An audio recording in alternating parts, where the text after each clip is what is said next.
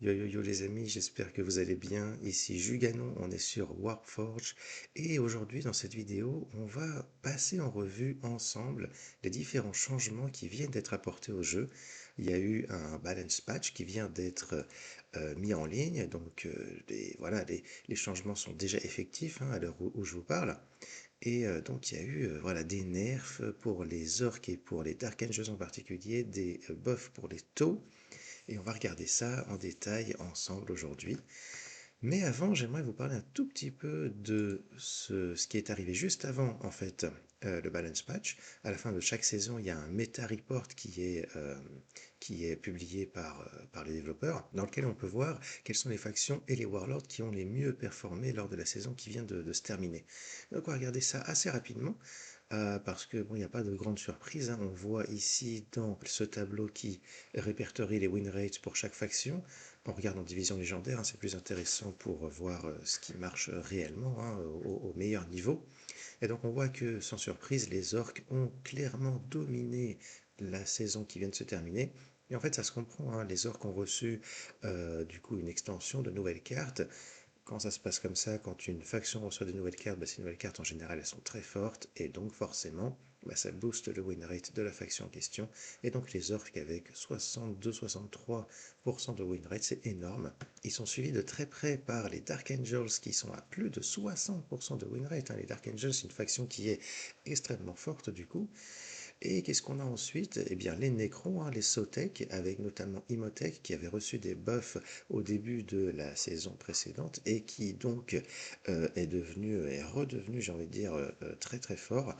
Et donc les Sotek sont à 56% de win rate, mais c'est principalement Imhotep qui est responsable de ce win rate-là. Après, voilà, on peut voir les autres factions qui sont plus ou moins équivalentes, de 50 à 53, 54, 55 même pour les Astra Militarum qui se sont bien démerdés cette saison. Et puis on a, vous le voyez, les Tau qui sont la faction la plus faible avec 49% de win rate. Et c'est pour ça en fait que les Tau reçoivent des buffs du coup lors du balance patch. C'est comme ça que les développeurs fonctionnent.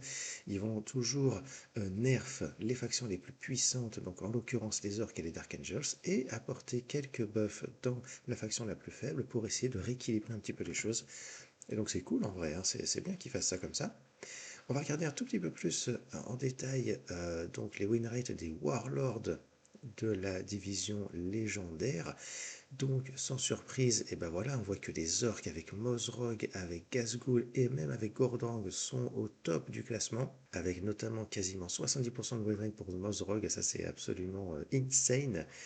C'est énorme, c'est beaucoup trop fort, hein. Il faut changer ça, hein. Il faut rééquilibrer un petit peu les choses. On a Azrael qui est au top 3, donc juste derrière Gazgul, qui est voilà, le Warlord le plus fort des Dark Angels et qui se démerde extrêmement bien. Petite surprise ici, on a vu dans le win rate des factions que des Astra Militarum étaient pas mal, mais on peut voir ici plus précisément que c'est Hector et Ursula qui ont eu d'excellents win rates lors de cette saison. Donc voilà, bravo, GG à ceux qui les ont joués. Très impressionnant, moi je m'attendais pas forcément à ça. On a Sylar juste derrière qui porte la Black Legion à lui tout seul et Imhotep ensuite qui porte les Necrons à lui tout seul également. Et après, voilà, on a du coup, voilà, encore du Orc, encore des Dark Angels. On a après, bon voilà, les autres Warlords dans les autres factions. On a Titus ici qui représente la faction des Ultramarines. Ils sont très très contents, hein. J'ai joué moi-même Titus lors de cette saison. 56,5% de win rate au global, c'est vraiment pas mal. Les autres Warlords des Ultramarines sont bien bien bien en dessous, hein. Mais bon voilà, c'est comme ça. C'est comme ça. Aïe aïe aïe, Uriel Ventris, aïe aïe aïe, 35% de win rate, lui il a pris cher lors de cette saison. Bon, il a très peu été joué aussi, 0,09% d'utilisation, donc il a été vraiment très peu joué, mais le pauvre Uriel, le pauvre, et il a reçu aucun buff, donc malheureusement ça risque de rester comme ça. On a aussi Arcane Worldclaimer qui était le Warlord le plus mauvais lors de la saison d'avant, la saison encore avant, il y a 2 mois, et là il est à l'avant-dernière position. Donc lui c'est pareil, vraiment, voilà, il est pas au top, on va dire. Ce qui est étonnant, c'est de voir juste au-dessus le Swarmlord qui a été dominant pendant pas mal de temps et qui est maintenant tout en bas du classement depuis qu'ils lui ont enlevé les 5 points de vie. Là, il est à plus qu'à 35 points de vie, il n'est plus à 40 comme avant. C'est chaud, c'est chaud, c'est chaud. Et puis on a après, bon voilà, hein, voilà, on voit ici aussi les Warlords et les factions qui sont les moins fortes. Ok, bon bah voilà, on a fait un petit tour du Meta Report. Rien de très surprenant, hein, on s'attendait tous à ça, hein. Et on va voir du coup la conséquence de ces données, donc le balance patch. Et on va commencer tout de suite avec, voilà, avec les orques. Donc on va faire comme ça et comme ça, voilà. Et on va regarder du coup en détail chaque changement qui a été fait. On commence avec le nouveau Warlord le plus fort, comme on l'a vu dans le Meta Report des orques. Hop, il s'agit de Mozrog, Mozimo. Ah bah je l'ai pas. Donc on va afficher les cartes qu'on n'a pas. Et il est là, voilà. Et donc c'est son talent qui a été changé. Son talent qui au départ faisait un dégât à un ennemi. Ok. Et si l'ennemi survit, plus 1 au Warlord jusqu'à notre prochain tour. Et donc ça a été changé en plus 1 mêlée jusqu'à la fin du tour. C'est un bon changement, parce que lui il était super fort. Alors c'est un bon changement. C'est un changement qui est pas très significatif en réalité parce que ce Warlord il est extrêmement fort, c'est un Warlord de aggro qui grâce à son talent peut infliger 4 dégâts par tour au Warlord adverse comme Gordrang un petit peu. Et il avait ce petit bonus en attaque qui restait jusqu'à son prochain tour. En vrai, ça change pas grand chose parce que comme c'est un Warlord aggro très agressif, qui a en plus les 40 points de vie, enfin voilà, c'est énorme, et ben en général, il se faisait pas attaquer en fait. Et du coup, bah, le fait qu'il garde ou pas son plus 1 en mêlée, ça change pas grand chose. En fait, c'est un petit nerf, mais qui est pas vraiment très très très important. Mozrog va rester extrêmement fort. Alors, faut voir quelles autres cartes ont été nerfs dans la faction, pour voir si il va être affaibli un peu plus que ça, mais ce changement-là, en soi, il n'est pas super super. On a ensuite Will of Gork, donc ça c'est le méga hard removal des orques qui est passé de 8 à 9 énergies. Un changement intéressant, cette carte elle est extrêmement forte hein, et extrêmement problématique aussi. Hein. Donc le fait qu'elle coûte un peu plus cher, ça laisse davantage de temps au deck agressif ou au deck tempo de se mettre en place et de battre les decks orques, donc c'est cool. Voilà, alors cette carte elle coûte assez cher maintenant hein, quand même, mais bon, pour son effet, ça peut se comprendre en même temps. Voilà, bon, c'est une carte qui reste très puissante, hein. Elle a été un petit peu affaiblie, voilà, ça repousse un petit peu sa sortie, mais c'est un nerf qui est pas, voilà, qui est intéressant, qui est pas trop mal. Ensuite, on a Grizzled Scarboy, donc ça c'est la carte qui donne de l'armure au Warlord, plus un point de vie pour chaque ennemi endommagé. C'est passé de 5 à 6 énergies. Pourquoi pas, pourquoi pas. Ça en fait une carte qui a l'air peut-être un petit peu faible maintenant, parce que juste donner Armor 1 et plus 1 ou 2 points de vie, hein, en général ça va être ça sur le Warlord pour 6 énergies, ça fait un peu cher. Pour 6 énergies, on a la carte des Nécrons. Est-ce qu'on peut aller la chercher rapidement? Hop. On a la carte des Nécrons qui fait à peu près la même chose pour 6 énergies, mais qui a en plus cet effet de réduire de 1 de façon permanente le coût du talent de notre Warlord. Cette carte, elle est bien meilleure hein, à l'heure actuelle, du coup. Donc voilà, par rapport à cette carte, c'est vrai que le Grizzled Scarboy, ça a l'air un petit peu faible. Mais bon, voilà, ça reste une option pour mettre de l'armure aux orques. Alors ça coûte un peu cher. Je sais pas si ce sera joué. Peut-être que ce sera joué peut-être en un exemplaire dans des decks. Pas forcément dans les decks aggro. Les decks aggro ont sûrement plus la jouer cette carte-là. Faudra voir comment ça se passe dans les decks un peu plus peut-être contrôle. Alors on a quoi ensuite? On a le Nob on Smasha Squig. Il est où celui-là? Il est Al. Yes. Alors cette carte-là, en fait, son changement, c'est qu'elle avait Concussive et qu'elle n'a plus Concussive. Concussive, ça lui permettait de stun toutes les unités à qui elle inflige des dégâts, en fait, et donc elle a plus ça. C'est pas un énorme changement, hein, c'est un petit nerf. C'est pas totalement inintéressant, cette carte elle était quand même assez relou, d'autant plus qu'elle pouvait être jouée, enfin elle peut toujours être jouée même à des coûts réduits, hein, donc à 4 énergies, peut-être même à 3 énergies, et ça c'est quand même assez relou, ça en fait une carte qui est extrêmement forte, qui en plus stun tous ceux avec quoi on lui tape dessus, et sachant qu'elle a de l'armure, et ben en général on tape dessus plusieurs fois pour pouvoir la gérer. Donc voilà, c'est un petit nerf qui, voilà, ça va pas changer tant que ça la carte, ça reste une carte assez intéressante, assez balèze en termes de stats. On peut la jouer à coût réduit aussi en utilisant les nouvelles mécaniques avec les beasts. Donc bon, ça reste une carte forte qui a été un petit peu réduite, donc voilà, c'est cool, c'est cool, c'est cool. Ensuite, le flanqueur, il est où? Celui-là, j'en ai qu'un seul exemplaire, c'est chiant. Celui-là, il avait 6 points de vie, il est passé à 5. Alors c'est pareil, c'est un petit nerf, hein. Le plus gros problème avec cette carte-là, c'est son attaque, hein. 6 points de mêlée pour 5 énergies en flanc et avec stamp, c'est quand même assez balèze. Donc cette carte, elle reste très forte, hein. 5 points de vie, donc elle va moins survivre facilement voilà, après avoir été jouée, donc c'est cool. Ça change pas le fait que ça reste une carte qui est très forte, elle est peut-être un tout petit peu moins super balèze, mais elle reste assez balèze quand même. Donc voilà, petit nerf, voilà, c'est intéressant, mais ça reste une carte qui est, qu'il faut le dire, qui est très forte. Drag It Down, encore une autre carte très très forte de la nouvelle extension. Elle est où celle-là? C'est 3 énergies. Hop, hop, hop. On va la trouver. Yes, drag it down. 3 énergies. Un dégât à un ennemi pour chaque unité ennemie. Pour chaque unité alliée, pardon. Donc en fait, avant, ça faisait un dégât plus un dégât pour chaque unité ennemie. Et là, maintenant, ça fait seulement un dégât pour chaque unité alliée. On va y arriver. Donc ça fait un dégât de moins qu'avant, en fait. Et aussi, si la cible est détruite, on ne donne plus de points de vie à nos troupes en jeu, mais seulement des points de vie à des troupes, aux troupes qui sont dans notre main. Donc, petit nerf aussi ici, voilà.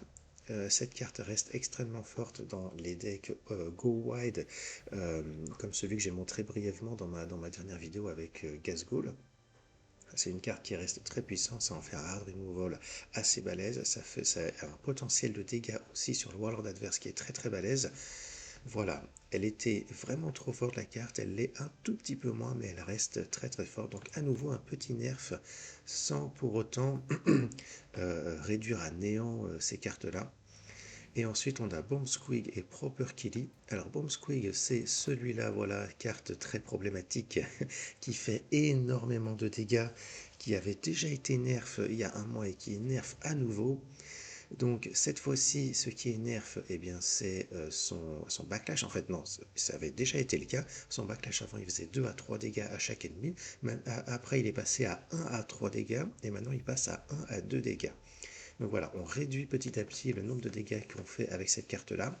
En plus, maintenant, il y a aussi l'effet Unstable qui cible une unité aléatoire sur le plateau de jeu. Donc finalement, cette carte-là, bah voilà, elle fait de moins en moins de dégâts et peut-être qu'elle va de moins en moins être jouée du coup. En tout cas, de jouer des bombes squeak dans notre deck juste comme ça, telle qu'elle, peut-être que ce sera moins joué qu'avant parce que ça fait une carte qui est finalement moins fiable en termes de dégâts qu'elle peut infliger qu'avant. Donc, ouais, c'est peut-être ce qui va se passer. La carte va être moins jouée. Ça va pas empêcher des cartes comme le Nob on Bombsquig d'être joué, hein, le Grot on Bombsquig, hein, parce que ça reste une carte qui est très très forte. Hein. Un petit flanqueur avec des dégâts en plus derrière, ou alors le Ruckatruck Squig Buggy, ça reste un flanqueur d'exception pour les orques, hein, qui déploie aussi des Bombsquig.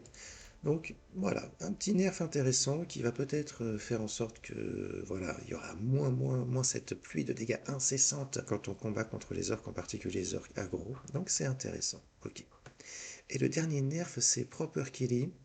Donc ça, c'est le big finisher des orques qui donnait avant plus 1 en mêlée et Bloodthirst à notre Warlord. Et maintenant, ils ont enlevé donc le plus 1 en mêlée. Donc c'est intéressant parce que ça en fait une carte un petit peu moins forte et ça va nerf un petit peu les combos finishers des orques. Alors après, cette carte-là, donner Bloodthirst pour 3 énergies, c'est pas exceptionnel, elle paraît un petit peu faible. Mais le truc, c'est que voilà, il y a tellement d'autres manières d'augmenter les points d'attaque de notre Warlord avec les orques que finalement, cette carte-là reste très intéressante, indispensable dans la plupart des decks, en particulier les decks aggro, hein, forcément, pour attaquer 2 fois avec ça.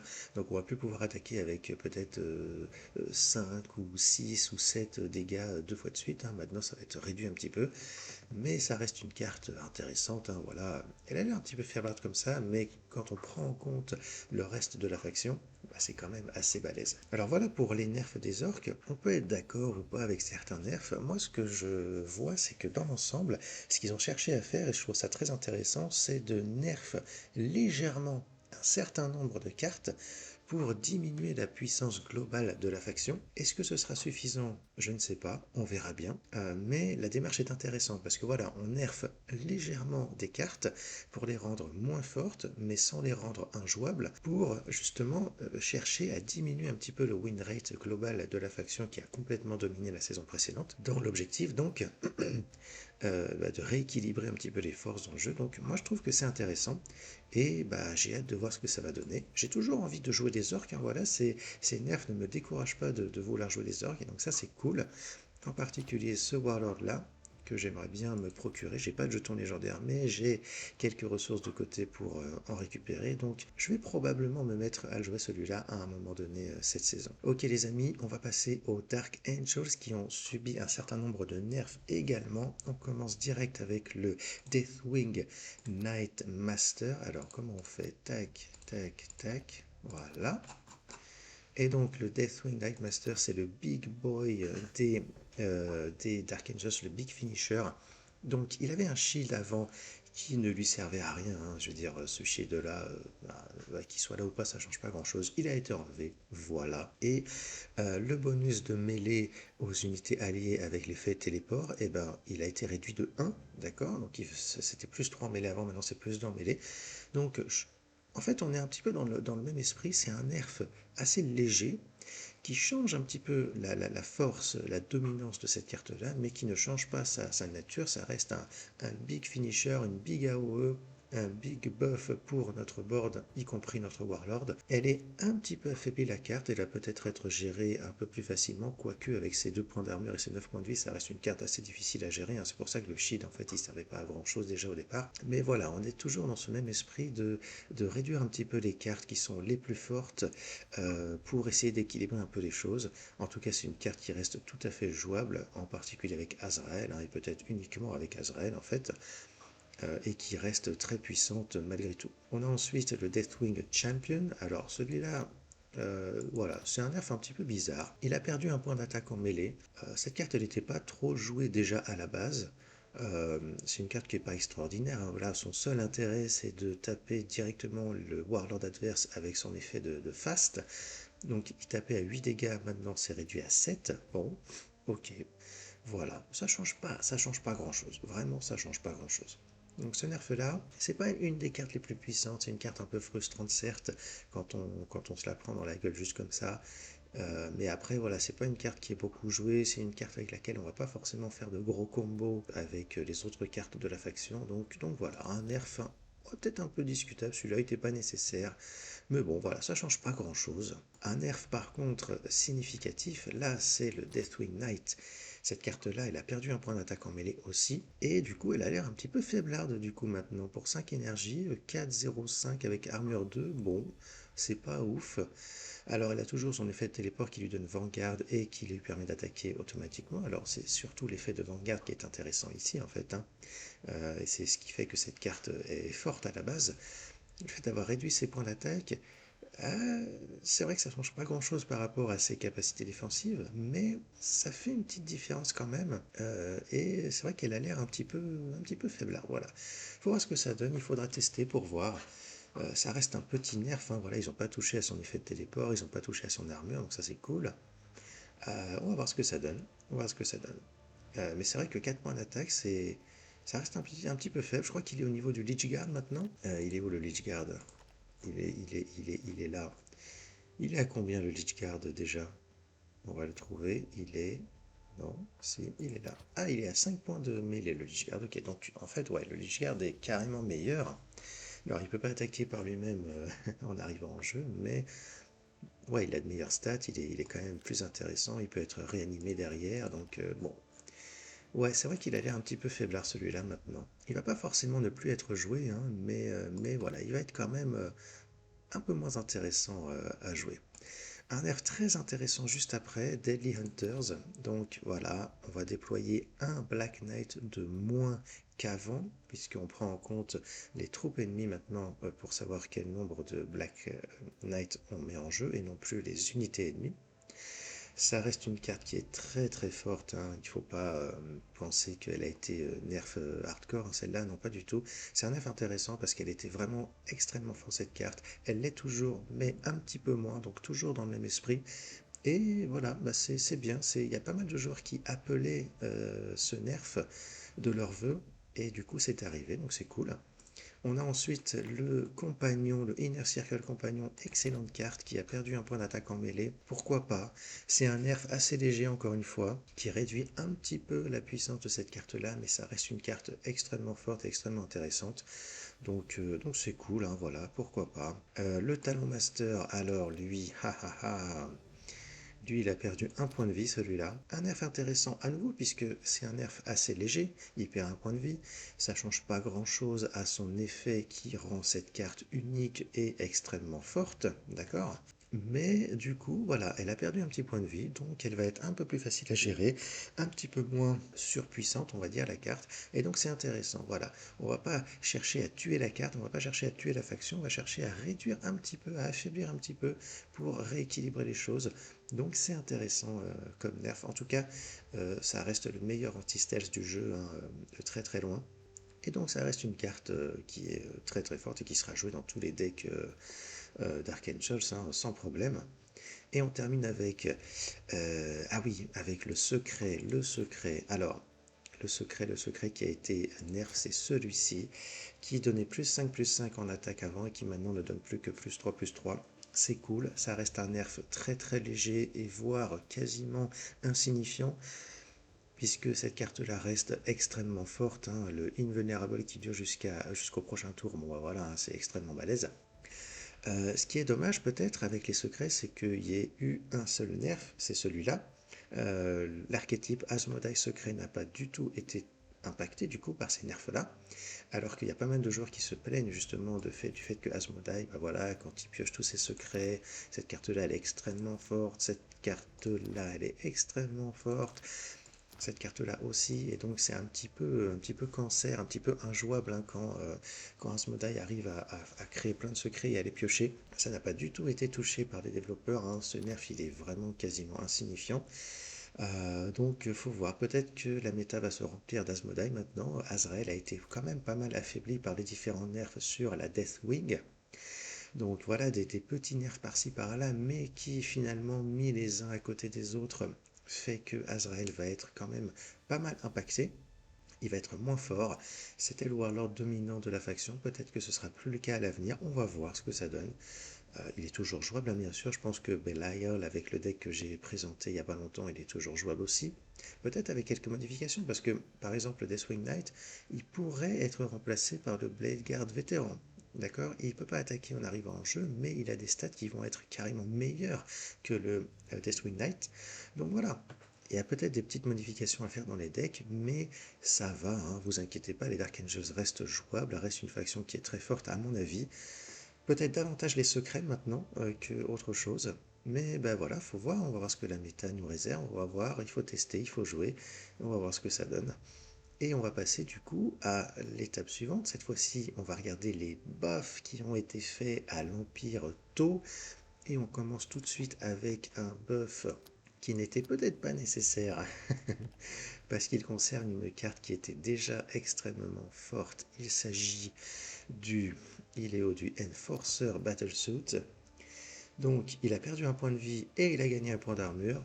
Du coup, ça change pas grand chose, sauf que en fait, si avoir un point d'armure, c'est plus intéressant en fait. Il a besoin de subir 7 points de dégâts d'un seul coup pour être détruit comme avant, oui, mais si on le tape plusieurs fois avec plusieurs unités, là ça va être plus compliqué de le gérer en fait. Et donc ce gars-là, eh ben, il a des stats extraordinaires pour son coup. Il a Vanguard, il a de l'armure, il a Compagnon, il a un effet passif. Franchement, c'est une carte exceptionnelle qui était déjà jouée, je pense, dans tous les dectos et qui va être jouée dans tous les dectos à nouveau. Une carte vraiment très très forte. Voilà, il n'y a pas grand-chose d'autre à dire, hein. Ce buff, il n'était pas forcément nécessaire. Euh, et voilà, ça améliore une carte qui était déjà très forte. Pareil pour le Cold Star Battlesuit, il a perdu un point de vie et il a gagné un point d'armure, ce qui en fait une carte un petit peu plus costaud. Ça en fait un excellent tempo drop en fait, hein, pour cette énergie. On balance ça sur le board, c'est extrêmement gênant pour l'adversaire. Il a de l'armure, il a flying, il a une grosse stat offensive en range attack et en mêlée il est pas trop mal non plus. Avec un effet passif aussi qu'on ne veut surtout pas laisser à notre adversaire l'occasion de le jouer. Donc c'est une carte qui est très intéressante, hein. Les taux Battlesuit vont être probablement très très balèzes lors de cette saison.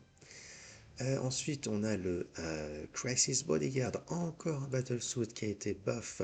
Il s'agit du Vanguard, celui qui a shield des Vanguard. Il est où? Il est là. Il a gagné un point d'attaque en plus en mêlée. C'est vraiment pas mal comme changement. Cette carte-là, elle était intéressante, mais c'est vrai un petit peu faible en mêlée. Avec ses 2 points d'attaque, hein, on pouvait l'attaquer avec tout ce qu'on voulait sans aucun problème. Maintenant, elle a 3 points d'attaque en mêlée, donc ça en fait une carte un petit peu plus résistante, un petit peu plus dangereuse. Et donc c'est cool, c'est un nerf intéressant, hein, c'est un nerf intéressant. Les Battlesuits vont être très très forts lors de cette saison. Qu'est-ce qu'on a d'autre? Fire Warrior Marksman, il est où celui-là? Fire Warrior, ah oui, oui, je sais qui c'est celui-là, voilà. Et ok, ok, ok.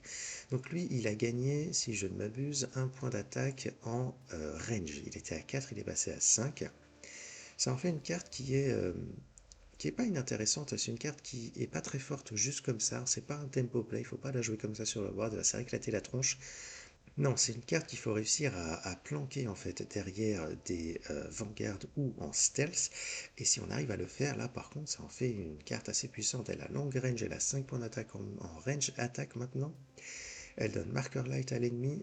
Ouais, c'est assez balèze. C'est assez balèze, il faut le dire. Après, est-ce que c'est une carte qui va être jouée? Je ne sais pas. C'est pas une carte qui était beaucoup jouée avant. Est-ce que ça va justifier qu'elle soit jouée davantage, ce petit changement? C'est pas sûr.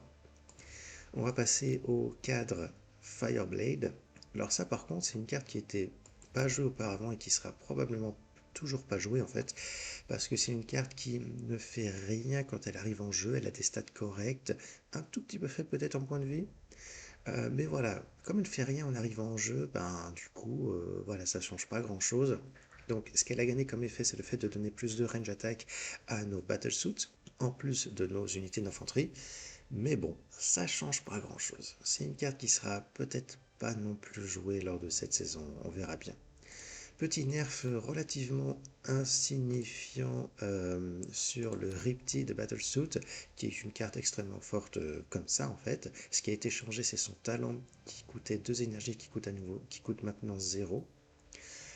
Voilà, bon, ça change pas grand-chose. C'est un nerf sympathique, mais un buff pardon sympathique, mais ça change pas grand-chose. Ok, le Breacher chassouille. Alors, il est où celui-là? Il est Al. C'est celui-là, le Breacher. Alors, cette carte-là, elle est marrante parce que au tout départ, elle était 5-5-5 Vanguard pour 5 énergies.